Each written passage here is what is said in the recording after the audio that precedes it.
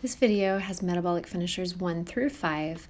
Your first finisher we're calling power cardio. We're going to put 4 minutes on the clock and do as many rounds as possible of these 3 exercises in 4 minutes. We'll start with goblet in and out squats.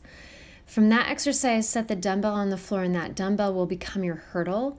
You're going to hop up and over it, trying to pick your knees up pretty high 10 times, 5 per direction.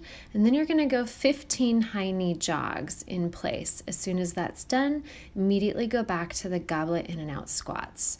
So 4 minutes of that, and that is your first metabolic finisher. Metabolic finisher number 2, we're calling the core gauntlet. We're going to start out with these froggy jumps, and you'll go 8 froggy jumps.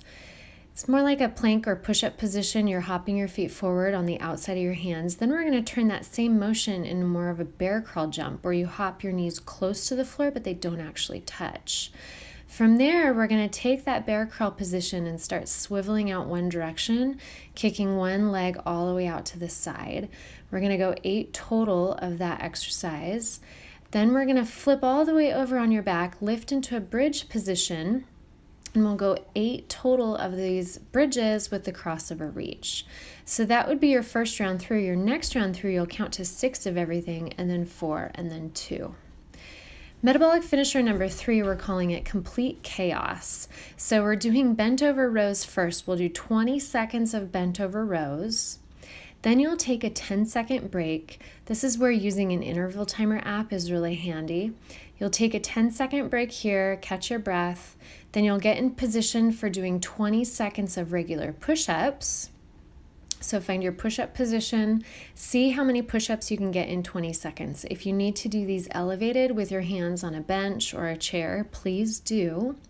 As soon as 20 seconds are up of that, you'll take another 10-second rest to catch your breath and get in position for prisoner squats. So hands are up on the back of your head for your prisoner squats. Elbows are pulled back, and you're going to do 20 seconds doing as many prisoner squats as you can. Keep your chest up and open. Knees are pulled wide, and sit down and back into a really nice strong squat. After 20 seconds of that, you'll take a 10-second rest again, and we'll finish off with 20 seconds of star jacks. These ones are pretty tricky. You want to land with your feet kind of together in a crouch position, and then you're going to explode up in the air, creating almost like an X or a star shape in the air. So 20 seconds of that, and then you'll have your 10-second rest, and keep going until you do the circuit 3 or 4 sets through.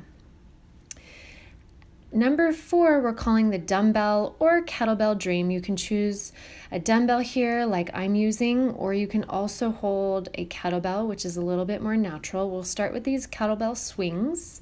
As soon as those are finished, we're going to turn right into dumbbell or kettlebell goblet squats. We'll do 6 reps of that.